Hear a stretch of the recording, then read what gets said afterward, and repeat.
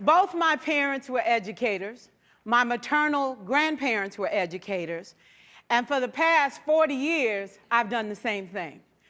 And so needless to say, over those years, I've had a chance to look at education reform from a lot of perspectives. Some of those reforms have been good, some of them have been not so good. And we know why kids drop out. We know why kids don't learn. It's either poverty, low attendance, negative peer influences. We know why. But one of the things that we never discuss, or we rarely discuss, is the value and importance of human connection. Relationships. James Comer says that no significant learning can occur without a significant relationship. George Washington Carver says all learning is understanding relationships. Everyone in this room has been affected by a teacher or an adult. For years, I have watched people teach. I have looked at the best and I've looked at some of the worst. A colleague said to me one time, they don't pay me to like the kids. They pay me to teach a lesson. The kids should learn it. I should teach it. They should learn it. Case closed. Well, I said to her, you know, kids don't learn from people they don't like.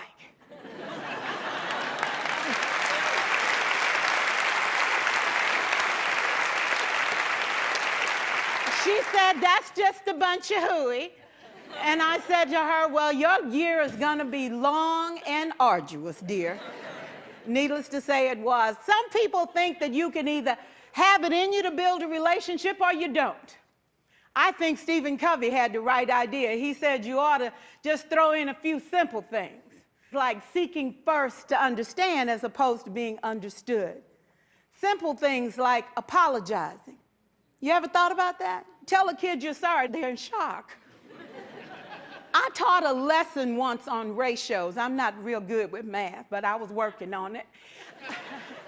And I got back and looked at that teacher edition. I taught the whole lesson wrong. So I came back to class the next day and I said, look, guys, I need to apologize. I taught the whole lesson wrong. I'm so sorry. They said, that's okay, Miss Pearson. You were so excited. We just let you go.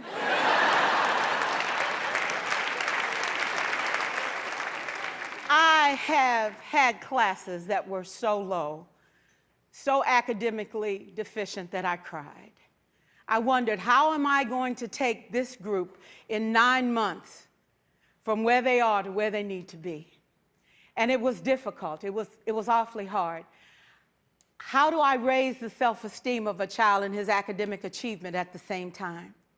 One year I came up with a bright idea. I told all my students, you were chosen to be in my class because I am the best teacher and you are the best students. They put us all together so we could show everybody else how to do it.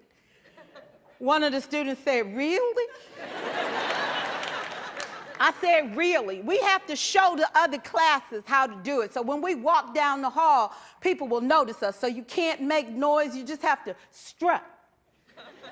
And I gave him a saying to say, I am somebody. I was somebody when I came. I'll be a better somebody when I leave. I am powerful and I am strong. I deserve the education that I get here. I have things to do, people to impress, and places to go. And they said, yeah. You say it long enough, it starts to be a part of you. And so,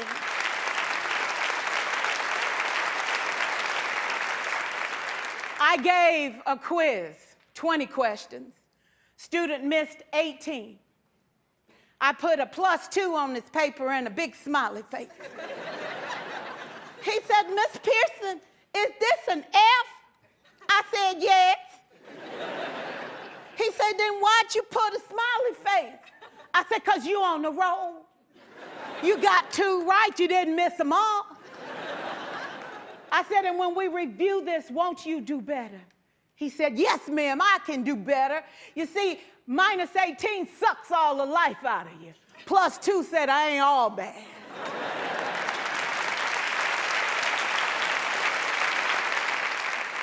For years, I watched my mother take the time at recess to review, go on home visits in the afternoon.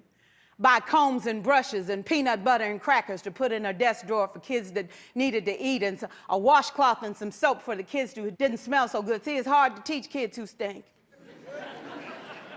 And kids can be cruel. And so she kept those things in her desk, and years later, after she retired, I watched some of those same kids come through and say to her, you know, Miss Walker, you made a difference in my life. You made it work for me. You made me feel like I was somebody when I knew at the bottom I wasn't. And I want you to just see what I've become. And when my mama died 2 years ago at 92, there were so many former students at her funeral. It brought tears to my eyes, not because she was gone, but because she left a legacy of relationships that could never disappear.